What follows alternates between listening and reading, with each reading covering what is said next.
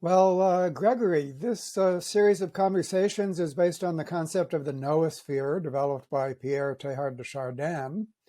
And that concept is very close to your book, Metaman, which was published in 1993. And in chatting before this recorded interview, I learned that you didn't really know much about Teilhard when you started Metaman. You kind of discovered him partway through. So my first question for you is how you came up with the concept of this sort of global, technologically assisted superorganism that you call Metaman. So a little bit about you, your background, and how you arrived, basically converged on this concept of a planetary thinking envelope, which Teilhard called the noosphere, and you call Metaman. David, it's a pleasure to chat with you, and I love the topic. As I'll get into how I came to my understanding of it, but it was amazing to me. Sort of, I was well along in my development and rendering of this sort of conceptual framework that I'll describe in a moment, but very similar to what Teilhard de Chardin was thinking about. And I think somebody referred me to him, and I read it, and I was going, "Oh my God, how could somebody see that in the 1920s? I guess it was, and I vaguely remember it was in China at that time, and I was thinking, the things that felt to me very prescient back in, I guess, the 1960s when I was first thinking about this, and now seems almost obvious, sort of the global brain, the global mind, all of these frameworks that are quite dispersed. But to have seen it at that time was extraordinarily impressive. And then, he of course articulated it largely in a theological framework, and I had a very scientific one to present it in, but very, very similar views. And I guess I came to it through my background is that I have a PhD in biophysics. I've looked at molecular biology. I was at Johns Hopkins University, where I got my doctorate, and since then I've gone into healthcare. I got an MBA from Harvard Business School. I've been very fascinated by economics and how that all comes together, and have dealt in healthcare and such. So it's been a very a journey that has had a number of different dimensions to it. And I think it's partially been informed by that larger view that I got as a graduate student, basically, when I was at Johns Hopkins, and was thinking in terms of macroevolution. And to me, it was the framework of seeing how the level of complexity that occurs in the natural world, and how, at one level they're just biochemicals, and then those get come together to form, the most primitive of life, prokaryotic life, which is just basically a bag of biochemicals, and that same biochemistry exists today, of course, but then those prokaryotic organisms then come together in a synergistic fashion to form eukaryotic cells, which are, of course, maybe a million times the volume, and have prokaryotic origins in the mitochondria and the nucleus and such. And then clearly, the eukaryotes, single-celled eukaryotes, come together to form multicellular organisms, the diversity of metazoan life around us. And it became obvious to me, or I began to think of it, well, goodness, what's happening today? We're coming together in the same way that single-celled eukaryotic organisms have come together. And it forms a new higher level organism, which I dubbed Metaman at the time, because it was humans kind of represented the transitional catalyst that had allowed that coming together to occur. And at first I was thinking about it, but it was this epiphany, and I began to realize that this is not a metaphor, that this is reality, and that this is really a superorganism. And I was very affected. I started looking at at the literature on superorganisms, and I was very impacted by E.O. Wilson's work on ants and such, and termite colonies, and I began to explore it in more depth about the idea of, well, look, how does this communication occur between individual cells? What's the bandwidth of that? What are the limitations of it?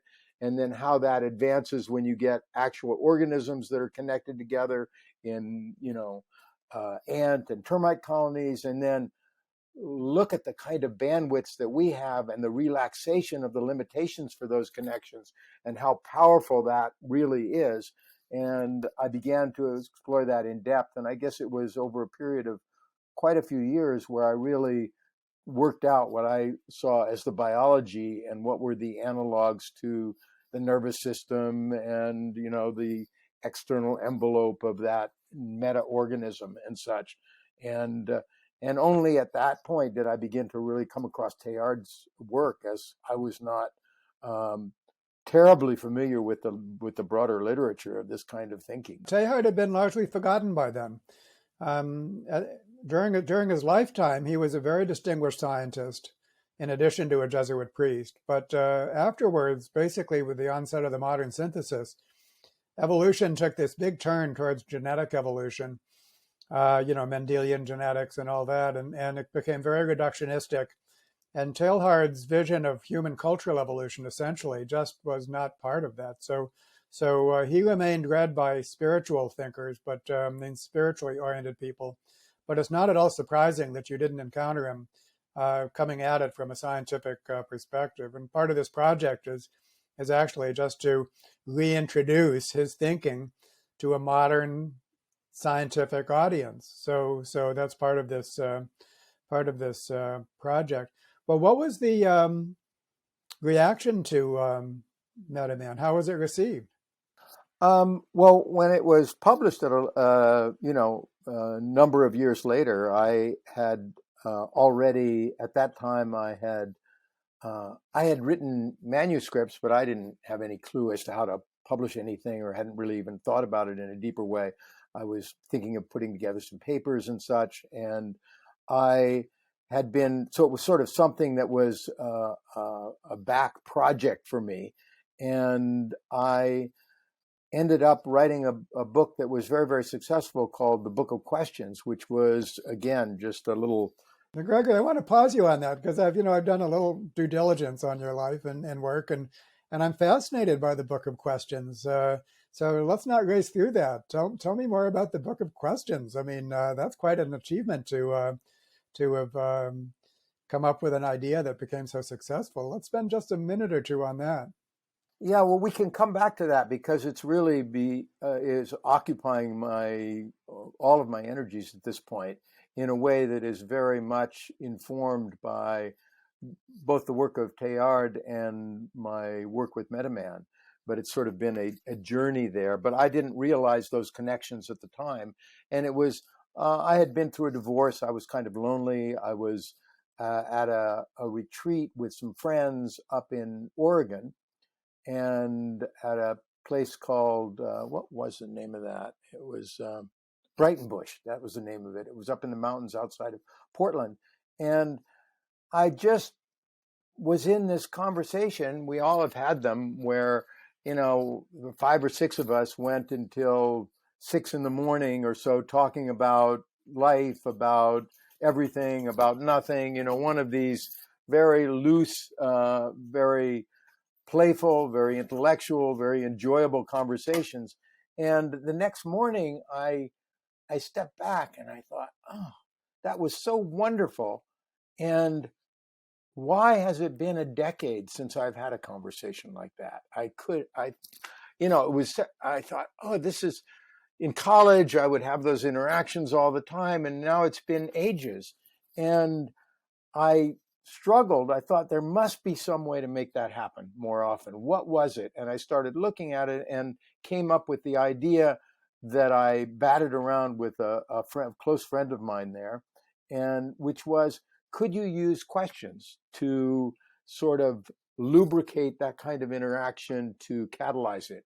And I came up with a few questions at the time, mostly associated with relationships, connection, what our values are, and tried them out. And they were very, very effective at opening up conversation. And so I spent a year after that coming up with questions, going out and talking to people and posing them.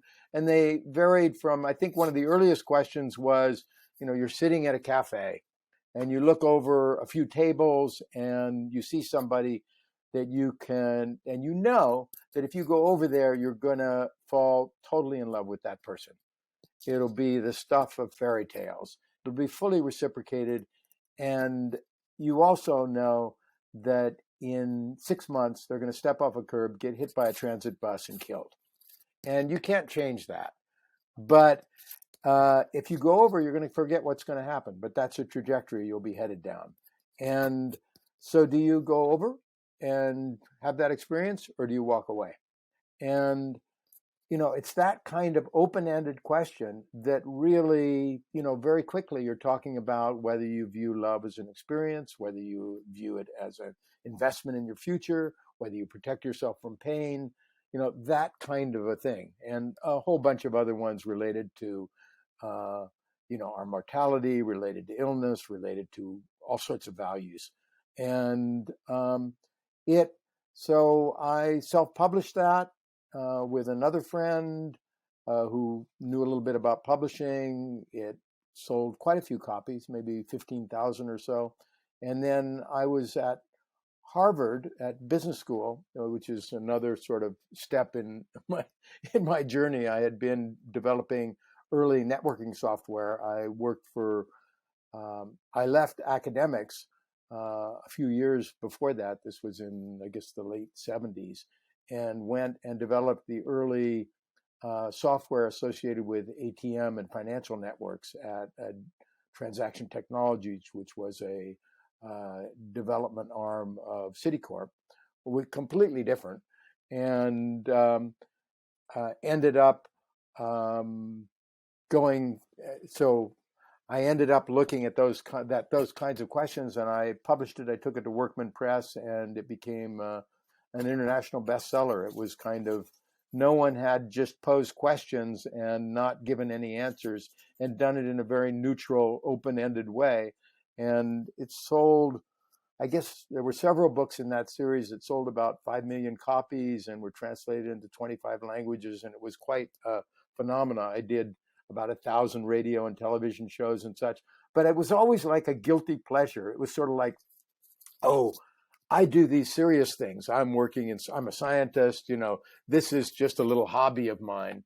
And then it was on the success of that enabled me very easily to publish Metaman, because that had been such a success. So then, somebody wanted to publish your next book at that point. And so then I published Metaman, which was very well received, but not a bestseller by any means, but very gratifying because it had a significant impact on, numbers of very people that I admired who read it and really were moved by the detailed presentation of human society as a biological organism and placing it in the larger context of sort of meta-evolution, and which was something that I was very engaged with at that time. And then I went on to write another book that was Redesigning Humans,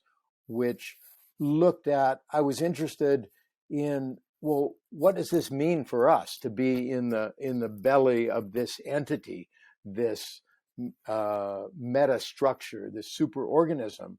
How is it experientially, and what does it mean for the future of humanity? And so one of the areas there that was most interesting to me was our own biology, where clearly through the vision of this meta creature, I mean, it's not our individual vision, we were able to begin to unravel the details of the workings of life and begin to see our place in the universe, in the trajectory of life. I mean, this is all a collective phenomena that we're looking at.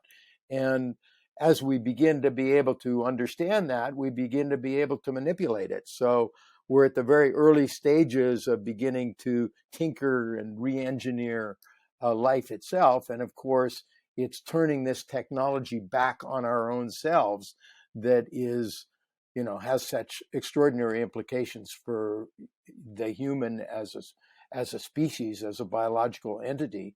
And so that was what that book was about, basically. So Gregory, how does your Metaman work relate back to your book of questions? Well, it's sort of been I guess what happened is I started to realize that in terms of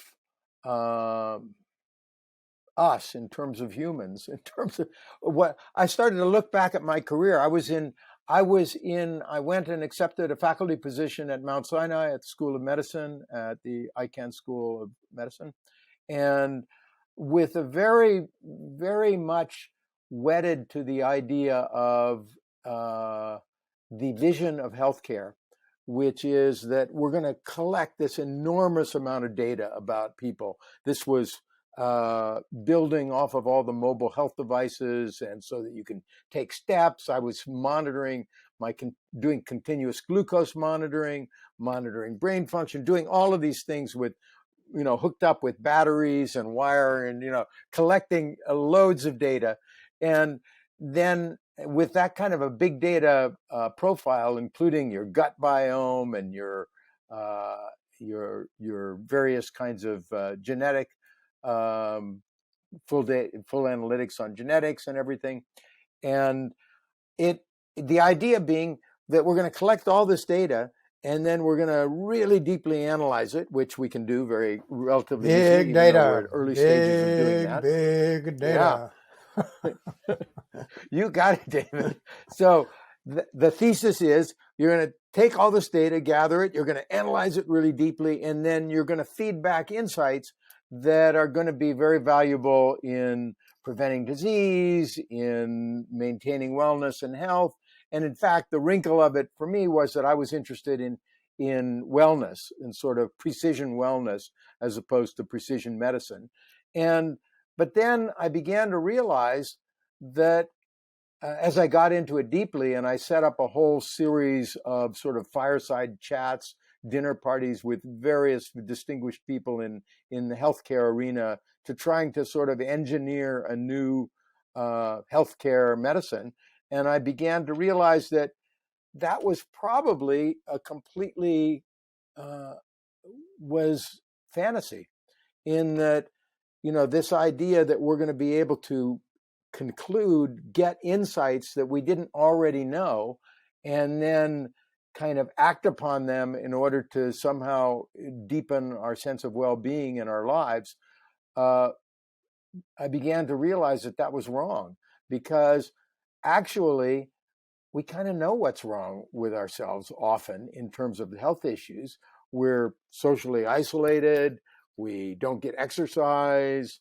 We're not eating well. So it's not like you're going to do all of this big data analytics and then come back and say, my God, you are morbidly obese and you smoke. I never imagined that. This is such a shock. Let me see the printout. So it's sort of like the cartoon of the person who's looking for his keys under the street lamp because that's where it's light, and he lost them in the bushes. So, Gregory, let me take my turn here for a little bit, because they're so interesting. And what's interesting about that is that Metaman, of course, is very pro-technology. And I'm sure that was alienating for about as many people as it was alluring. And so your stance on technology is interesting, especially given what you just said, because what you just said is that this high-tech approach to the quantified self, that we just measure everything about us and then we've learned something that we didn't know before, that particular form of technology was maybe not so much. So it seems as if you discovered for yourself that at least certain forms of technology are not the solution to this. And so speak a little bit about your stance towards technology in the formation of Metaman or the Noosphere or basically a global superorganism. What's the downside, the two-edged sword of technology? Well, so the formation of a superorganism has very little doesn't speak very loudly about what the impact on our lives and our experience of life is going to be. It is really, it's like, if you look at the human body and you can say, you look at a red blood cell or, some other cellular construct, and is it happy? Is it pleased with what it's doing in the body? Does it even have a sense of its larger role within the superorganism? It's certainly protected in a way, in that it's their homeostatic sort of guardrails are established so that by and large, a red blood cell is kind of doing what it should be doing in terms of the larger functioning. But I think we're kind of the same way, in that there are aspects of technology that don't really contribute to our sense of well-being, other ones that really do. But certainly technology is absolutely central to the formation of this global superorganism. Couldn't exist without it. Absolutely, 100% true. I don't think anyone can disagree with that. I mean, it cannot happen without technology, and of course, it needs just the right kind of technology. As with all adaptations, there's a few things that work and millions of things that don't work, and so we need the right kind of technology. But it does require technology. Teilhard appreciated that, and I don't see how anyone could argue against it. So there's something we could all agree upon.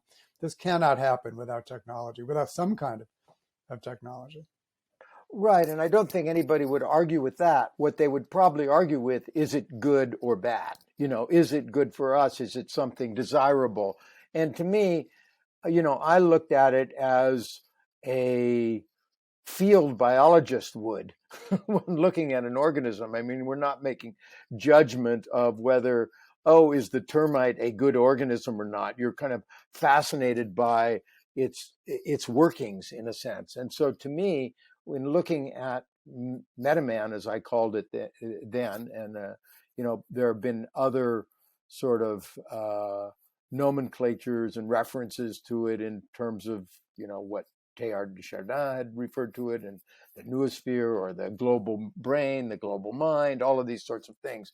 But to me, it's deeper, because it's not just the mentality and the information processes going on, but there are all sorts of deeper things that are happening. And I have this vision of it's extracting resources from the soil and kind of devouring them and distributing them, and there are all sorts of redundancies in its systems that are evolving and being created with every sort of it's very much an emergent phenomena, and very much one that is sort of refining and amplifying on its growth as it continues. And we can get into some of the mechanisms around that, which were developed in Metaman, and were kind of fascinating to me, because as you begin to look at it in that context, you see how it has solved and transcended some of the limitations that have been encountered by lower level entities, meaning multicellular organisms, which have to have a membrane to protect their homeostasis and things of that sort. And so to me, it was sort of a change of not a doubting that this thing is occurring, that it's very robust, that it's very powerful. And in fact, I think it is something that is it's not fragile in any way. It is a transition that is sort of setting the foundation for life millions and millions of years, or tens of millions of years into the future. This is one of the fundamental transitions in the history of life. Now, its impact on us is another story, and that's kind of where I was going with the other the other information about human health, well-being, and then about the Book of Questions as well. So often this topic of the global governance is nested within a macroevolutionary story. A macroevolutionary story. Use the word macroevolution yourself, I believe. And so Teilhard did. I mean, it's all about, the origin of life and the transitions and multicellularity and so on. And what's lacking very often is a microevolutionary story, and a microevolutionary story that might link to the macroevolutionary story. And here's where my expertise comes in, because I think whenever you look at anything in nature or in human life that counts as cooperative or good governance or pro-social or basically oriented towards others or the system within which you reside, then those traits are in a Darwinian contest with other traits that we regard as disruptive and self-serving. It's the eternal contest between altruism and selfishness. Everything we value is vulnerable to disruptive, lower level, predatory and competitive behaviors. And when you go back to the macroevolutionary story and you ask such questions as the origin of life, the first cells, multicellularity, and all of these things, you find that the only reason that these transitions occurred was because they solved that problem with various means of social control. It prevented these more disruptive, self-serving agents from taking over. And cancer is the best example of that, because multicellular organisms, that's the paradigmatic organism that we're using to compare some kind of global organism. But even multicellular organisms are vulnerable to cancers, of course, and cancers are nothing other than mutant cells that manage to proliferate at the expense of the solid citizen cells, the cooperative cells within the body. They're cheating cells, and they have the local advantage. And multicellularity could not exist if there had not evolved between individual selection elaborate mechanisms to prevent cancer prevention mechanisms. And Athena Actopus, who is one of the people in this series, has a book called The Cheating Cell, which is all about cancer from this perspective. And so it follows that if we look now at any cooperative unit in nature or in human life, the reason it exists is because it evolved those protections. Human morality is a good example. I mean, everything that we associate with human moral psychology is basically like a big immune system that protects against self-serving, disruptive behaviors. And you can look at any scale of society, any scale of human society. This is one of the things I do. Let me take it in two scales.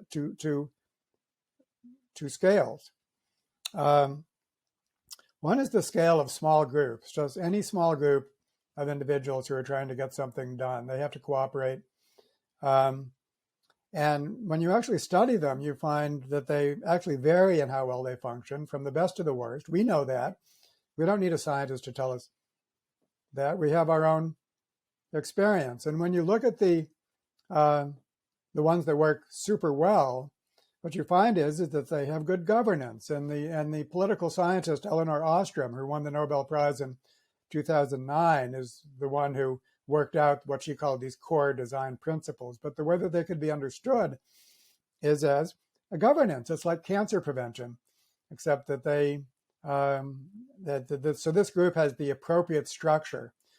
But aren't you taking good governance, which a lot of people have very different views of what good governance should be? I mean, you could say totalitarian society, is that good governance? It could be under certain views, and there are certain competition that's going on. But essentially, it's I would say good governance in the sense you're using it just means governance that's capable of maintaining the collaborative activity and reducing the dissociative activity that would occur with larger and larger entities. So by definition, it's kind of that there's government that is capable of maintaining a higher level organization. And it has nothing to do with whether the individuals within that framework are satisfied or comfortable with that or whatever. It's just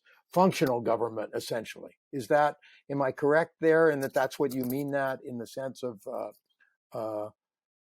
it works. In other words, it can actually handle that level of association and synergistic interaction of larger numbers of parts. Yeah, I'd have to say yes and no, Gregory, and I want to keep this compact, but by all means, I mean, so in many groups, the purpose of the group is pretty plain to see. It's their mission statement. It's if it's a corporation and if it's a shareholder value model, then it's profits. If it's a nonprofit, it's their mission. If it's a group trying to build a playground, it's the playground. If it's a school, it's education. I mean, most groups have purposes. They're functionally organized, or at least they want to be. And then there's the question, if it's a common pool resource group, which is what Eleanor Ostrom studied, it's a forest, it's a fishery, it's the groundwater, these are collective action problems, basically, where there's some goal that's actually everyone is aware of the goal. And it's a question of how well it is achieved. And so that's the sense in which when you ask that question, there's an answer as to how well it's achieved. And then these governance rules, basically. Let me list the rules, so it's just to make it a little less abstract. And so, and basically what she said, the groups that work well, first of all, they have a strong sense of identity and purpose. So everyone knows that they're in a group and they know who the member is and they know what the group is about. I mean, most groups are socially constructed. And so if there's not a kind of a conceptual boundary to the group, then that group is unlikely to work well. And number two, proportional costs and benefits. If some people are doing all the work and other people are getting the benefits, that's not likely to last very long. Number three, decision making. If some people are calling the shots and other people are just being kind of bossed around, that's not likely to work very well. In the first place, it's a recipe for unfairness. And in the second place, you're not making use of everyone's wisdom. Monitoring agreed upon behaviors. If we can't tell you're doing what you're supposed to do, well, how could it possibly work? Graduated sanctions. If you're misbehaving, well, something's got to be done about it. It doesn't have to start out mean, but you have to be able to escalate. Conflict resolution. Conflicts will occur. If you don't have some way to resolve conflicts, well, forget about it, and so on. So, these are pretty commonsensical. But if you don't have them, then that group's not going to work well. So here we have a kind of an anatomy and a physiology that we can understand at the level of small groups. Forget about the whole Earth for the moment. Let's focus on these small groups that we participate in every day, and we see that they could actually vary. Now here's where I think a small departure from what you said, Gregory, because when these groups work well, and you can see that they have equity and moral equality built into them, right?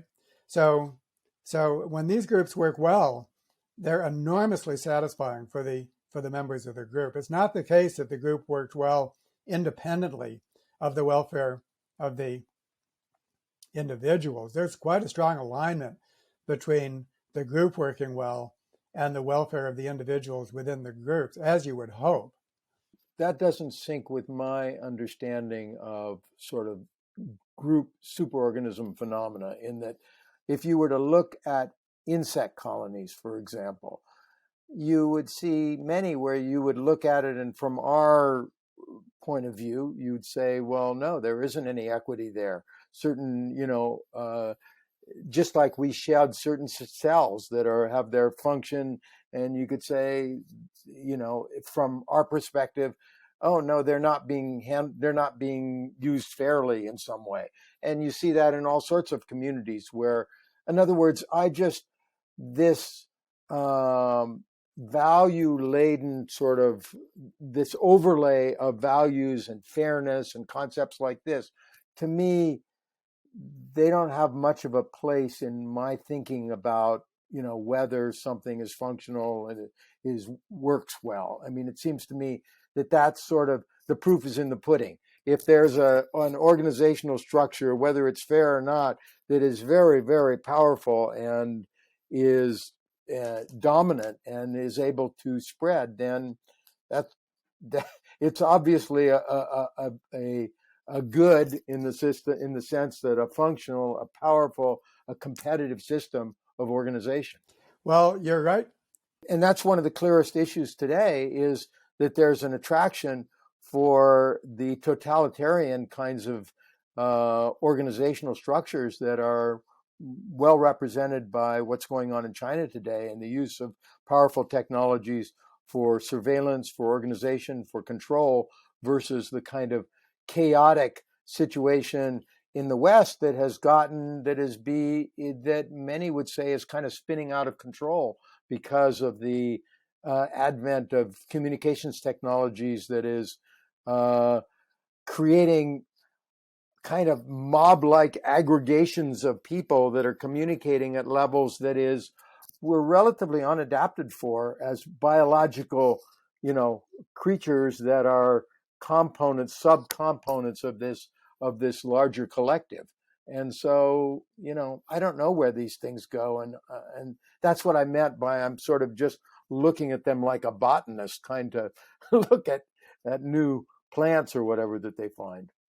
Gregory, so does I. So must all of us when we look at history, so we must look at them from two very different perspectives. One is as the naturalist, basically, as the botanist is, as you said, and then in terms of also as an ethicist, as to what kind of society we want to work towards. If it turns out that the most successful society at the group level is just like some kind of cyborg, or maybe treats individuals as skin cells and just sloughs them off whenever they want, a slave society, perhaps, if that's what works well, that's pretty scary from a moral perspective, when what we regard as moral is in fact not what is being evolving at these levels. And if you look at history, what you find is, actually, everything about this is complex, but you certainly find examples of societies which would be nightmare societies from our perspective, and which, of course, since they exist in history, they succeeded for a period. My favorite example is Sparta. One of the conversations in this series is with a Greek scholar named Josh Ober, who's just a wonderful scholar of ancient Greece. And if you look at Sparta, first of all, you find democracy at a certain scale. It was a military democracy, but they were just predatory and everything else, including the people that were providing food for them. They were just like a great white shark or something. They were very democratic within themselves, but as far as everything else was concerned, they were predators, social predators, and even Athenian democracy. Yeah, but even Athens was that. Slaves. Yep, slaves. Yeah.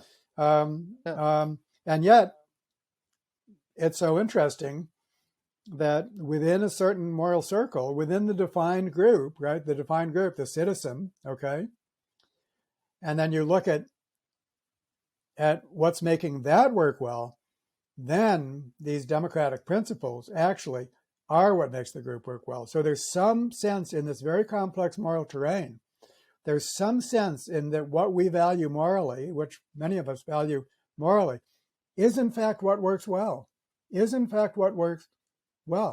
Yeah, so I agree with that at some level, and I think that, but I would posit that our morality and our sense of ethics is very much informed by our biology. It's a primate biological sense. if you were to look at insect ethics, for example, as E.O. Wilson points out, who we've mentioned before, there would be a very different sense of what right and wrong would be. And my suspicion is that as we move into a cyber realm, and in fact, potentially, I mean, to me, the biggest issue of our era is not, how we're going to use genetic engineering or all of the ideas about exactly how our human interaction with technology will be, at an individual level, but it's whether, in fact, we are at a watershed moment in which the very substance of life is going to shift, that basically the evolutionary progression that is occurring within the non-organic realm, within silicon and its ilk, is going to continue and proceed and create cognitive, conscious living beings who are not biological. And, there's meant a lot of thinking about, transhumanism, posthumanism, the idea of, uploading human consciousness in various ways into non-biological inorganic realms, and what the interface and the relationship between biology and non-biology is going to be. And then if technology sort of moves us to an entirely different level of potential and operational interaction, then does that mean that the ethical framework that we have is no longer appropriate for that new realm and is unlikely to be retained, basically? Because if you can duplicate, if you can, if there's essential functional immortality in some way, or if you can duplicate various, you can duplicate consciousness, you can back things up, you can interact at a distance in various ways that don't preserve the integrity of the separate individual beings.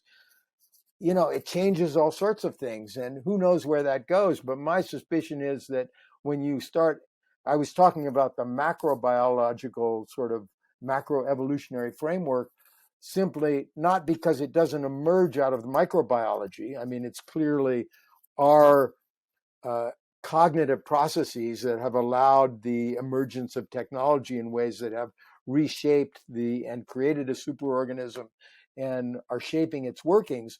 But that if you take those things and allow them to project forward, even a tiny bit, hundreds of years, not even thousands or hundreds of thousands of years, it's mind-boggling to even imagine what this biology, and I say biology in the general sense that it might not be organic, but it is biological, it is life in the same way.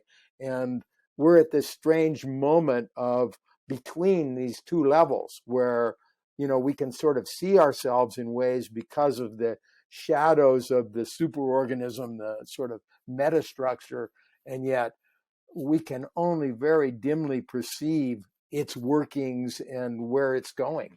Well, that brings up something, Gregory, that often gets lost in these kinds of conversations because they're so human-centered and technology-centered that one wonders, whatever happened to the natural environment?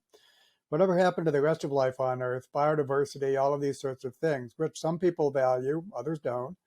But and Teilhard had this statement where he said, and here I think he was being the naturalist, he wasn't being normative about it. He said, I can envision a time in which just, the only thing on Earth are people and their domesticated plants and animals. Everything else just went away.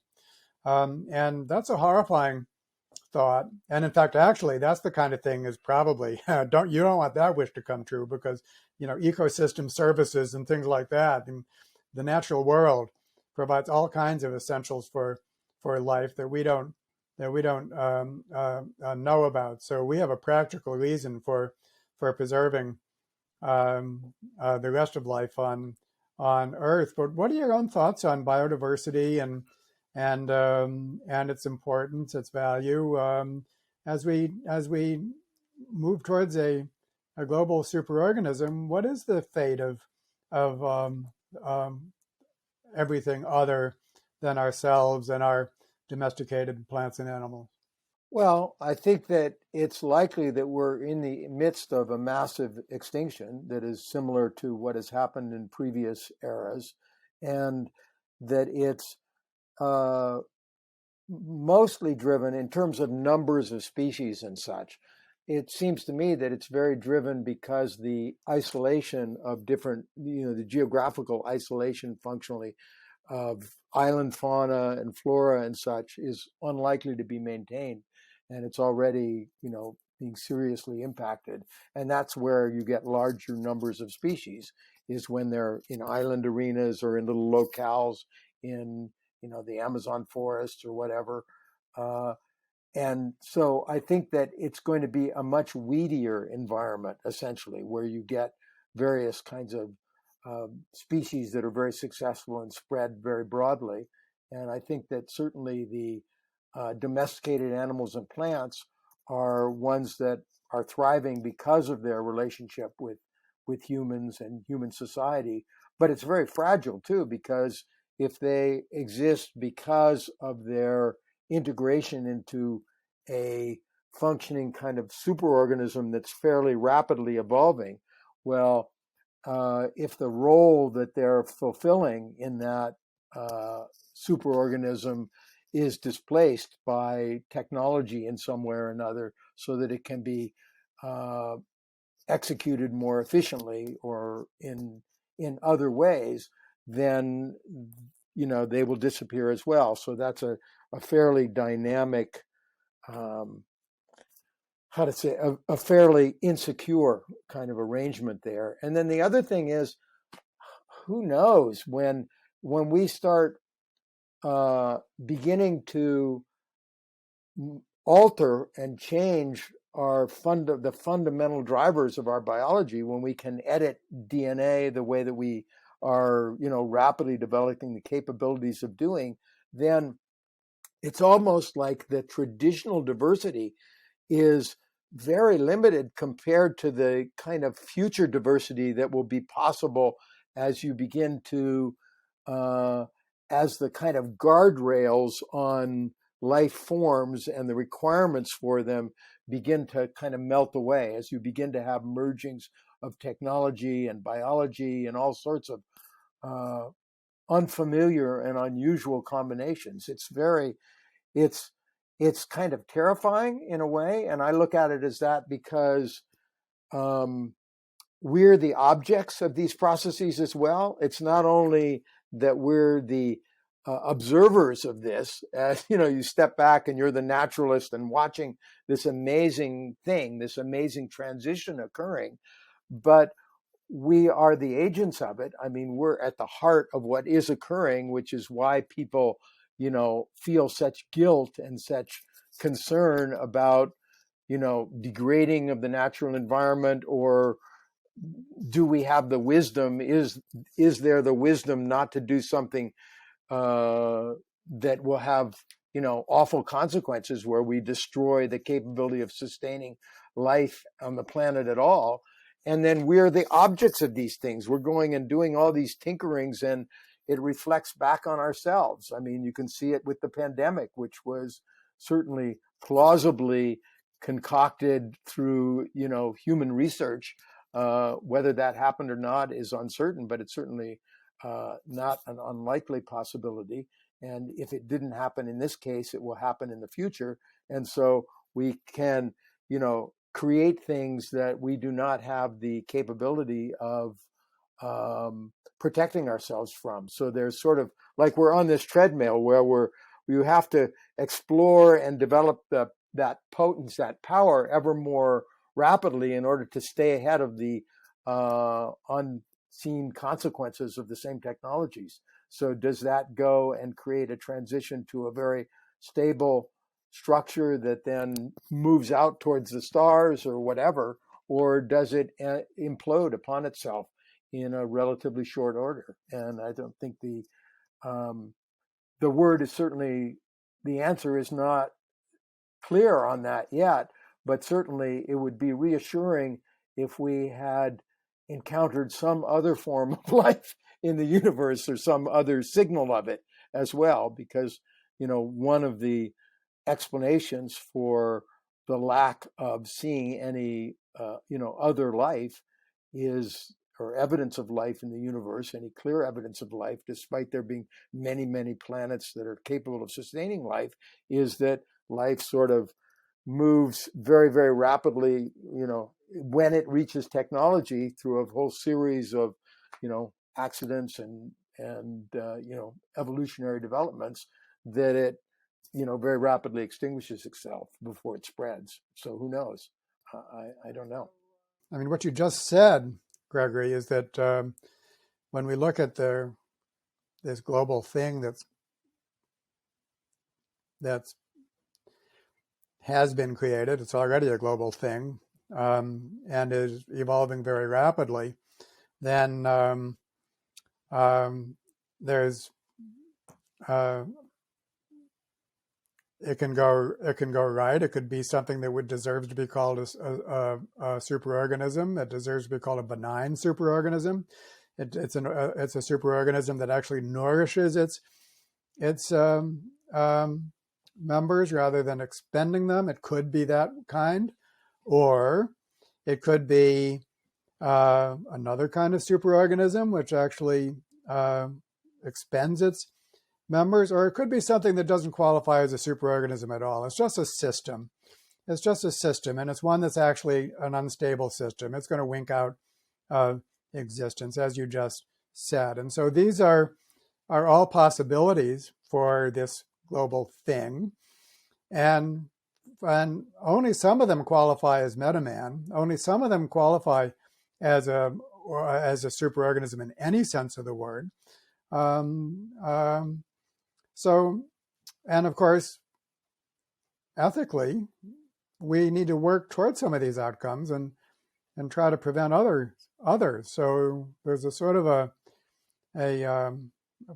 when does this come down to policy? And this is right in front of us. So this global thing is now overheating the Earth, and there doesn't seem to be any efficacious thing being done about that. So speak to some of those issues.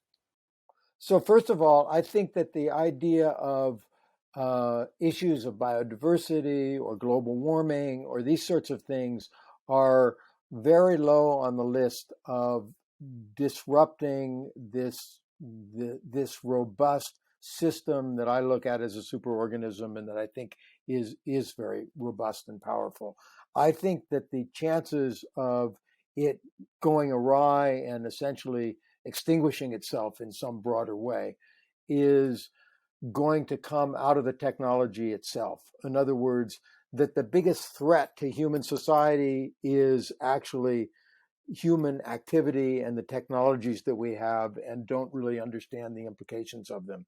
And it's very clear. You can see it in a very short period of time with the development of social media and modern and broad communications technologies that exist today, which are, in a period of, I would say, 10 to 15 years maximum, more like 10 years, are in the process of creating an extraordinarily divisive and dysfunctional society within the United States, that's kind of the leading edge of that, where you have all sorts of filter bubbles and disinformation and mimetic amplifications that occur that essentially render democracy ineffectual. I mean, because we can't, just as the electorate, sort of becomes very fragmented, and it becomes almost very difficult to achieve consensus around anything. So you have a very kind of chaotic environment on one hand, and this has been discussed by others as well, or you have a more stable but equally problematic totalitarian regime of control that's emerging within China. And these are two sort of different realms of activity that are moving way more rapidly than any of the issues of climate change and such that are disturbing. I find it disheartening, the recent sort of developments on the technological front and the communications front, how they're impacting society. In that I could see sort of technological remediation. I look at the issues of things like global warming as being ones that are quite easily soluble. In that, even if I remember looking at studies where, even if we burn all the coal that we know of and raise the global temperature, it's not a runaway situation. You end up with probably melted ice caps. You end up with sea level rising substantially over a period of probably 10,000 years. You end up. So this is not to worry, Gregory. Gregory, this is not to worry. We're going to about a third of the human population lives on coastlines, and they're all going to have to move. All the cities are going to be underwater. This is not to worry. Well, if you look at it from the meta level, okay, there have been huge impacts on human society. Take the example of the Black Death, which probably killed off a third of humans and now is looked at as kind of a faint shadow for us. I'm not saying it wouldn't be extraordinarily disruptive, but if you do certain kinds of, if you look at a thought experiment and say, what if sea level we're going to raise, let's say 10 feet over the next few hundred years, which is, not unreasonable as a possibility. So as a consequence, if you look at it from the United States, that would mean that all of Florida would be underwater. So if you're living in Florida right now and you knew that were going to occur in, I think actually more like 300 to 500 years would be a more reasonable sort of a thing. But let's say it was a few hundred years. What would be the impact of that on your life immediately? It would certainly have impacts on the way we build structures and such, but buildings turn over every 50 years, every, few hundred years is a long time for buildings. I just can see this amoeba-like sort of spreading and moving around, and it would be something that our technology could adapt to, and that it wouldn't. I don't think that would derail this human-centered endeavor of this superorganism. Now, but those are long time frames. Look at it, what's happened in a couple of years where you get, very dysfunctional societies that very rapidly can descend into chaos where they can't, where look what happened in Lebanon or somewhere else, or in the Middle East. What if the whole world became like that? Those are the things that I'm saying are threatening to this, to the organizational structure that is very fine-tuned and has a certain amount of redundancy to it. So those are the things that are likely to happen much more quickly and be very, very threatening. And that's not even mentioning what occurs if you actually do develop conscious, inorganic awareness and living systems that essentially transcend biology. I mean, then they don't really care at all about the nurturing environment that supports biological life. I mean, they're actually better suited for space, for going out into the universe in some way. I mean, if you're talking about silicon, a vacuum and coldness is, to be welcomed.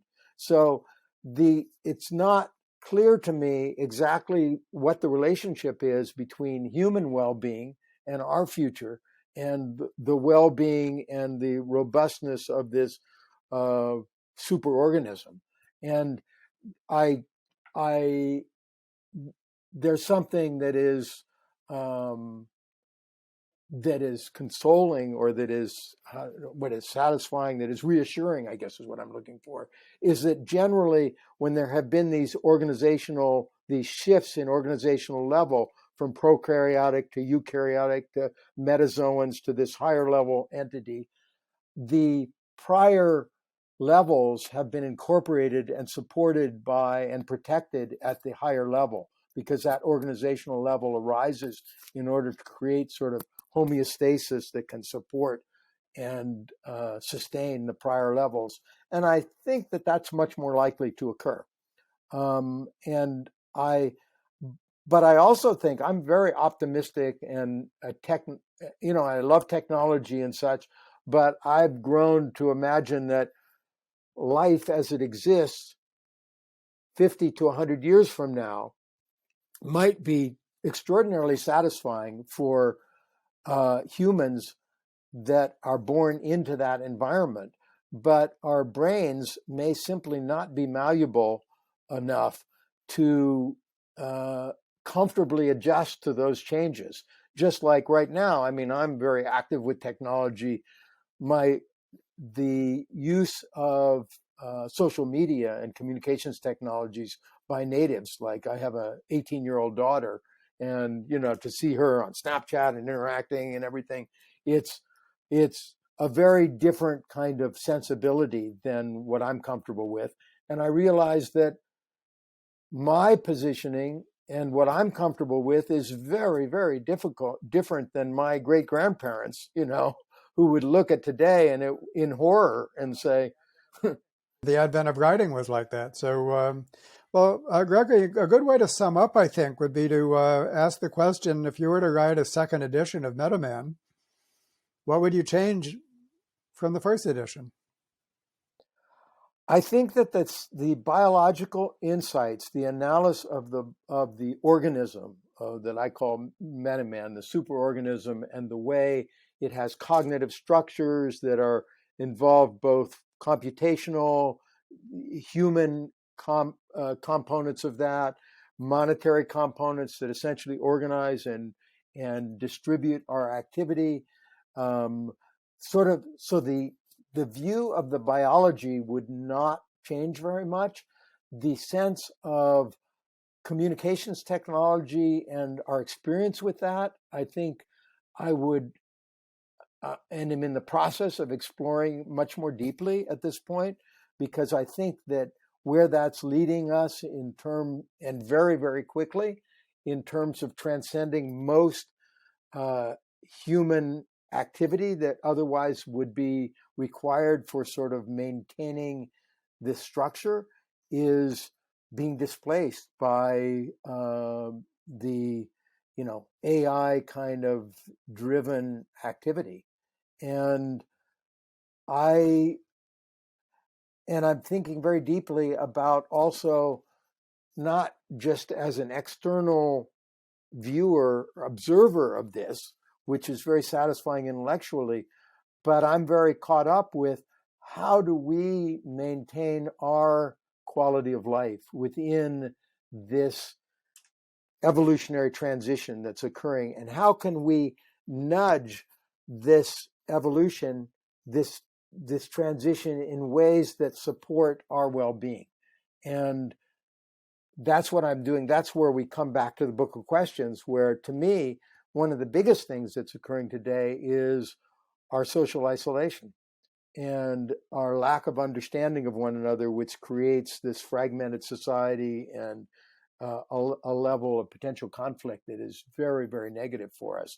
And I think we need to come back and find ways to re-engage to make these more humane, to sort of feed our biology rather than think that we're going to deny our nature as flesh and blood, as creatures, and kind of plug into some metaverse, and that this is going to be a happy outcome for humans. Oh, Gregory, I'm really glad that this, as our conversation comes to a close, that it's taking this form. And I want to tell you about one of our other conversations with Jim Cohen and Gary Sternberg on this topic. Let me just tell you about this theory called social baseline theory. It says this: throughout our history as a species, individuals never lived alone. They always lived within small and, for the most part, highly cooperative groups, even when those groups were warring with other groups. And so the one constant of our evolution, of our genetic evolution, has been to be a member of a highly cooperative group. What that means for the individual mind and body has evolved to seamlessly integrate personal and social resources. When the mind and body makes its trade-off decisions, it is seamlessly integrating its individual resources with its social resources. And so when you isolate the individual and you take away the social resources, either in actuality or subjectively, then the brain and the body interpret this as an emergency situation. And so the prescription is, and it's a prescription that can be a low-tech, even a no-tech prescription, although technology can assist, is to get individuals functioning in the context of highly cooperative and nurturing groups whenever possible. The small, highly cooperative group is a cell of multicellular society. That's the missing link. Modern society pretends that the individual is the fundamental unit, and then there's large-scale society.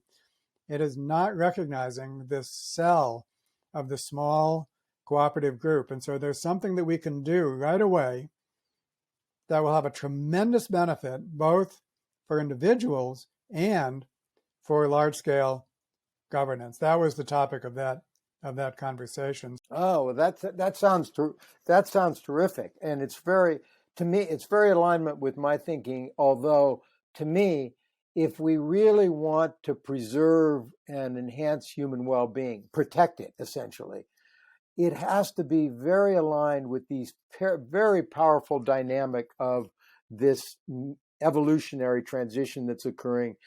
We're not going to divorce ourselves from technology. It becomes irrelevant, anything that does that. This is, in other words, this has very powerful dynamics that are outside of our easy control.